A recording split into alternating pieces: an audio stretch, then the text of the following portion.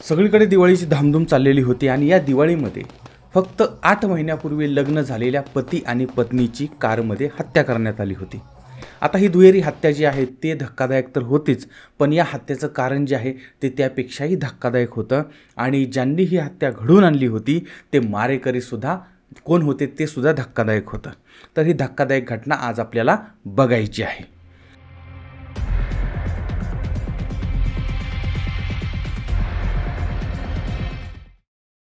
तारीख आहे 30 ऑक्टोबर 2024।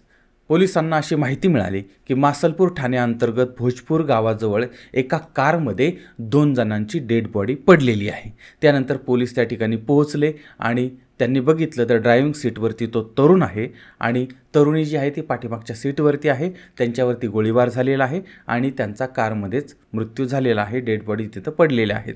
आता कारमध्ये 7.65 कारतूस जे आहे त्याची पुंगळी मिळालेली होती आणि एक 0.315 बोरचं एक आवरण मिळालं होतं आणि कारच्या बाहेर 7.65 बोरचं कारतूस पण मिळालं होतं।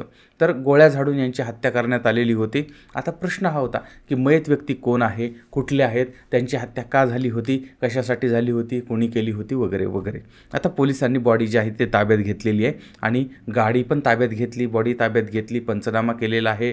त्यानंतर बॉडीचे पोस्टमॉर्टमला त्या पाठवलेल्या आहेत। आता पोलिसांचा शोध सुरू झाला होता। मयत व्यक्तीबद्दल माहिती काढायला सुरुवात झाली आणि आजूबाजूचे जे पोलीस ठाणे होते, पोलीस स्टेशन होते, आजूबाजूची जे लोक होते, गावं होते, त्या सगळीकडे ही माहिती सर्क्युलेट करण्यात आलेली आहे आणि त्यांच्याकडून सुद्धा काही माहिती मिळते का याचा म्हणजे पोलिसांनी शोध घ्यायला सुरुवात केली, पण याचा काही उपयोग झाला नाही। आता जिथं मृतदेह आढळले तिथल्या घटनास्थळाच्या जवळ पोलिसांनी CCTV वगैरे तपासले होते। जवळजवळ 100पेक्षा जास्त CCTV तिथं म्हणजे त्या भागामध्ये, त्या परिसरामध्ये, त्या पंचक्रोशीमध्ये होते, ते पोलिसांनी तपासले होते, पण संशयास्पद असं काही आढळून आलेलं नव्हतं। पण या सगळ्यामध्ये एका CCTV मध्ये मात्र एक छोटासा पुरावा पोलिसांना मिळाला होता आणि तो CCTV होता टोल नाक्यावरचा। या ठिकाणी एक तरुणी म्हणजे ज्यांची मयत झाली ती तरुणी आणि तो तरुण हे दोघंही त्या कारमध्ये दिसत होते आणि ज्यावेळेस बारकाईनं निरीक्षण करण्यात आलं त्यावेळेस या दोघांच्या बरोबरती अजून एक व्यक्ती दिसत होता। आता तिसरी व्यक्ती जी कोण होती म्हणजे या दोघांचा तर मर्डर झाला, तिसरी व्यक्ती गायब आहे, याचा अर्थ या मर्डरमध्ये, या हत्येमध्ये, या खुनामध्ये तिसऱ्या व्यक्तीचा काहीतरी हातपाय असण्याची शक्यता आहे। मग हा प्राणी कुठं गायब झाला त्याचा शोध चालू झाला होता। आता पोलिसांनी गाडीचा नंबर जो आहे त्या गाडीच्या नंबरवरून गाडीच्या मालकाचा शोध घ्यायला सुरुवात केली। तर उत्तर प्रदेशमधील तो नंबर आहे असं समजलेलं होतं। त्या मालकाची माहिती काढली तर धौलपूर या भागातील इंटकी हे जे गाव आहे त्या भागामध्ये राहणारा रामबरम नावाचा एक व्यक्ती आहे, त्या व्यक्तीची ही गाडी आहे असं समोर आलेलं होतं। आता त्यानंतर CCTV फुटेजमध्ये जी व्यक्ती दिसत होती त्या व्यक्तीबद्दल सुद्धा माहिती पोलिसांनी घ्यायला सुरुवात केली ती म्हणजे ज्या आता मालकापर्यंत पोहोचले, मालकापर्यंत पोहोचल्यानंतर मग तुझ्या गाडीमध्ये तो कोण होता हे सुद्धा विचारलं होतं आणि त्याचबरोबर ती गाडीपासून म्हणजे जिथं घटनास्थळ घडलं, जिथं खून झाला होता त्याच्यापासून काही अंतरावरती या दोघांचे मोबाईल मृतकांचे मिळालेले होते। आता ते सुद्धा पोलिसांनी जप्त केले होते। आता हे कुटुंब कोण होतं, काय होतं, CCTV मध्ये तरुण आणि तरुणींसोबत असणारा व्यक्ती जो आहे त्याचा शोध घेतला त्यावेळेस तो त्याच भागामधला म्हणजे तो जो मालक सापडला होता त्याचाच हा कामगार किंवा त्याचाच हा नोकर असल्याचं समोर आलेलं होतं। त्यामुळे पोलिसांनी त्याला सुद्धा ताब्यात घेतलं होतं। त्याचं नाव होतं चमन खां। आता या चमन खाकडे चांगलं कसून घासून पुसून पोलिसांनी विचारपूस केली होती, विचारलेलं होतं आणि त्याचा गाडीचा मालक जो आहे रामबरम याला सुद्धा ताब्यात घेतलं होतं। त्याची सुद्धा घासून पुसून चौकशी चालू होती। आता यावेळेस मग आम्हाला माहीत नाही वगैरे वगैरे वगैरे हे सगळं हे सांगत होते, पण पोलिसांनी त्यांना CCTV दाखवले, ही बघ तुझी गाडी, ह्या गाडीमधला हा प्राणी गायब, ह्या दोघांचा खून, अशा पद्धतीनं सगळं समोर आल्यानंतर मात्र मग ह्याच्यानंतर मग त्यांना म्हणजे मान्य करण्यावाचून पर्याय नव्हता आणि त्यानंतर पोलिसी खाक्या त्यांना दाखवला आणि मग धक्कादायक बाब समोर आली होती। चमन खाननं रामबरम याच्या सांगण्यावरून तरुण आणि तरुणीची हत्या केल्याचं कबूल केलं होतं। आता तरुण आणि तरुणीची ओळख पटली होती तर तो जो खुनी होता तो खुनी यांचा मामा होता आणि त्याच मामानं भाच्याचा आणि भाच्याच्या बायकोचा खून केलेला होता। म्हणजे मामानेच भाच्याचा परिवार संपवलेला होता, पण या मामानं असं का केलं होतं? मामा आणि भाचा यांच्यामध्ये काही भांडण होतं का? तर तसं काहीही नव्हतं. बरं, यांच्यामध्ये काही स्पर्धा होती किंवा काय वाद होता, विवाद होता किंवा मामाकडून भाच्याला, भाच्याकडून मामाला काही पैशाची देवाणघेवाण होती किंवा द्यायचं होतं का, घ्यायचं होतं का, काय होतं? काहीही नव्हतं. अत्यंत चांगले संबंध या दोघांचे होते. मग प्रश्न हा निर्माण होतो की कटप्पानं मग बाहुबलीला का मारलं? आता या दुहेरी हत्याकांडामध्ये अजून एक धक्कादायक वळण येणार होतं. आता ही जी घटना आहे ती घटना सुरू होते राजस्थानच्या करौली जिल्ह्यातील अछनेरा गावामधून. या गावामधला एक परिवार आहे, त्याच्यामध्ये वडील आहेत जितेंद्र राजपूत आणि पत्नी आहे ललिता उर्फ लालू आणि यांचा मुलगा आहे विकास. मुलगा जो आहे तो लग्नाच्या वयात आला, त्यानंतर मग त्याच्यासाठी वधू संशोधन वगैरे सुरू झालं आणि शेजारच्याच गावामध्ये राहणारी सुशील, सुंदर, सुसंस्कारी, सुशिक्षित वगैरे वगैरे अशा पद्धतीची मुलगी, तिचं नाव होतं दीक्षा. त्या मुलीला यांच्यासाठी शोधलं आणि साधारण 10 महिन्यापूर्वी विकास आणि दीक्षा यांचा विवाह झाला, यांचं लग्न झालं होतं. आता यांच्या घरामध्ये लक्ष्मी आली, ग्रहलक्ष्मी आली. आता मुलाचा संसार आनंदाने सुरू झाला होता. सुरुवातीचे काही दिवस आनंदाने सुखाने चाललेले होते, म्हणजे 8च महिने झालेले होते. हा परिवार जो आहे त्या परिवारापासून, यांच्या घरापासून काही अंतरावरतीच इंटक्की नावाचं गाव आहे. त्या गावामध्ये या विकासचा मामा राहत होता, रामबरन. आता रामबरन तर हा मामा जो आहे तो सुद्धा त्या बहिणीकडे कधीमधी येत राहायचा. आता मामा आणि भाचा या दोघांच्यामध्ये सुद्धा अत्यंत जिव्हाळ्याचे संबंध होते. आता त्या मामाकडे एक कार होती. ऑक्टोबरमध्ये विकासनं त्या मामाला सांगितलं की म्हटलं मला कार शिकायची, तर तुझी तू कार पाठवून दे. आता मामानं हसत हसत ती कार दिली होती. हसत हसत म्हणजे प्रॅक्टिकली हसत हसत नाही असं म्हणण्याची पद्धत आहे. तर मामानं ती कार दिली आणि कारसोबतच तो चमन खा जो आहे त्याला ड्रायव्हर म्हणून दिलेला होता आणि तो याला गाडी शिकवत होता. पाठीमागच्या काही दिवसापासून हे गाडी शिकवणं चाललं होतं. आता 29 ऑक्टोबर 2024ला विकास आणि त्याची पत्नी दीक्षा ह्या दोघांनी ठरवलं की आपण आता देवीचं जे प्रसिद्ध मंदिर आहे त्या मंदिरामध्ये जाऊन दर्शन घेऊ.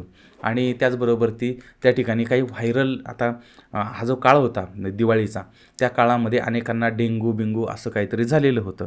म्हणजे फक्त बिंगू काय माहीत नाही, पण डेंगू झालेला होता किंवा असे व्हायरल झालं होतं. त्यावेळेस मग हे सगळीकडेच झालेलं होतं, पूर्ण देशामध्येच होतं. अनेक लोक आजारी पडले होते. हे दोघंही नवरा बायको आजारी पडले होते. त्यामुळे ते म्हटलं की चला आपण देवीचं दर्शन पण घेऊया आणि उपचार पण करूया. अशा पद्धतीनं ते ड्रायव्हरबरोबर ती घराच्या बाहेर पडले कार घेऊन आणि त्याच्यानंतर मात्र यांचा कोणाशीही संपर्क झालेला नाही. आता बराच वेळ झाला, संध्याकाळ झाली, दुसरा दिवस उजाडला, मुलं घरी आलेली नाहीत, वडील टेन्शनमध्ये आहेत, आई टेन्शनमध्ये आहे, वाट बघतायत, सून गायब झाली आहे, मुलगा गायब झाला आहे, त्यांचा फोन लागत नाही आहे. आणि त्यानंतर मग त्या दोघांची बॉडी गाडीमध्ये सापडली होती. आता या सगळ्यामधल्या काळामध्ये काय झालं होतं तर पाठीमागच्या 2 महिन्यापासून हा जो मामा आहे तो मामा आपल्या भाच्याचा आणि भाचेसुनेचा म्हणजेच भाच्याच्या बायकोचा मर्डर करण्याचा प्लॅन करत होता. आता याच्यासाठी त्याने कट्टा वगैरे काही चाकू बिकू तसलं काही घेतलेलं होतं आणि असं पण ठरवलं होतं की चला आता आपल्याकडे कार आहे, त्या गाडीचा अपघात करायचा किंवा यांना पाण्यात बुडवून मारायचं किंवा असं काहीतरी त्यांना मारायचं जेणेकरून ते नैसर्गिक आहे असं वाटलं पाहिजे. त्याच्यासाठी मामा प्लॅन करत होता. आता यासाठी त्यानं अनेक प्रयत्न केलेले होते, पण प्रयत्न फसलेले होते. पण आता एक संधी यांना चालून आली होती, ते म्हणजे देवदर्शनासाठी हे पती पत्नी जाणार होते, व्हायरल इन्फेक्शनसाठी दवाखान्यामध्ये जाणार होते. यावेळेस मग तो ड्रायव्हर जो आहे त्या ड्रायव्हरला त्या मामानं पटवून ठेवलेलं होतं. त्या चमन खानं म्हणजे आता यांचा अपघात कुठं करायचा, यांना कुठं मारायचं, काय करायचं याच्यासाठी अनेक जागा शोधल्या होत्या. निर्जन स्थळी तो जाऊन आलेला होता. हे सगळं प्लॅन अगोदरपासून 2 महिन्यापासून चाललेलं होतं, पण सक्सेस मिळत नव्हता. आणि नंतर आता देवदर्शनाला जाण्याचा यांचा प्लॅन ठरला. त्या पद्धतीनं हे देवदर्शनाला तो ड्रायव्हर चमन खा घेऊन गेला. घेऊन गेल्यानंतर तिथं गेले, प्रसाद वगैरे घेतला, नंतर दवाखान्यात वगैरे गेले, गोळ्या औषधं वगैरे घेतली आणि त्याच्यानंतर माघारी निघाले. यावेळेस हा जो चमन खा आहे तो चमन खा मुद्दाम उशीर करायला लागला, कारण त्याला रात्र करायची होती. रात्र झाल्यानंतर यांना त्याला मारायचं होतं आणि त्याच्यासाठी मग तो प्रयत्न करत होता. मग काहीतरी कारण काढून त्यानं उशीर केला आणि रात्री उशिरा म्हणजे रात्री अगदी मध्यरात्र होईल अशा पद्धतीनं तो तिकडून निघाला. आता निघाल्यावरती मध्ये त्यानं या दोघांना मारण्याचा प्रयत्न, म्हणजे कुठेतरी अपघात करू, कुठेतरी गाडी पुलावरून खाली टाकू, नंतर आपण बाहेर उडी मारू वगैरे वगैरे असं काहीतरी केलं होतं, म्हणजे करण्याचा प्रयत्न केला होता. ते सुद्धा सक्सेस झालेलं नव्हतं. आता यावेळेस मग यानं काय केलं, त्या विकासच्या मामाला फोन लावला आणि फोन लावल्यानंतर म्हटलं की आता याला कसं मारायचं. तर मग त्या मामाने आणि ह्यांनी प्लॅन केला की ह्याला ड्रायव्हिंगच्या सीटवरती बसवायचं, त्याची बायको पाठीमागं बसवायची आणि नंतर हा मामा जो आहे तो त्या ड्रायव्हर पुढे गेला एका ठिकाणी आणि गुपचूप त्या ड्रायव्हरला त्यानं एक कट्टा दिला होता आणि त्याच्यानंतर तो कट्टा ड्रायव्हरने घेतला आणि मग पुढं ड्रायव्हिंगच्या सीटवरती तो भाचा बसला, पाठीमागं भाचे सून बसले आणि या ड्रायव्हरनं त्यांच्यावरती गोळ्या झाडल्या आणि त्यांचा खून केला. त्याच्यानंतर त्या मामाच्या गाडीमध्ये हे पसार झाले होते.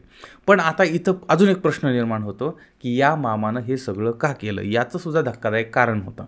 आता विकास आणि विकासची नवनिर्वाचित बायको, तर हे दोघं जे होते त्या दोघांचेही विवाहबाह्य संबंध होते.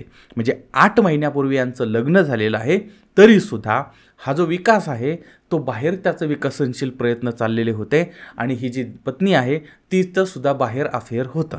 आता हे विवाहबाह्य संबंध जे आहेत ते म्हणजे अनेक यांची बाहेर काही लफडी होती आणि या सगळं जे गावात कळलं होतं, नातेवाईकांच्यात कळलं होतं की सून मिळाली ती असली मिळाली, मुलगा होता तो असला होता, म्हणजे मुलगाही तसला सूनही तसली. आणि आता ही गोष्ट जी आहे त्या गोष्टीमुळे त्या मामानं भाच्याची हत्या केली होती. पण प्रश्न पुन्हा निर्माण होतो की त्या मामाला गरज काय होती, म्हणजे भाचा त्याच्याशी चांगला होता, मग तो चांगला वागला काय, त्यानं तिकडं आणखी काय केलं काय, त्याच्याशी काही देणं घेणं नव्हतं, मग यानं का त्याला मारलं होतं. तर या ठिकाणी खरा खुनी जो आहे, मास्टर माइंड जो आहे त्याचा चेहरा समोर येतो.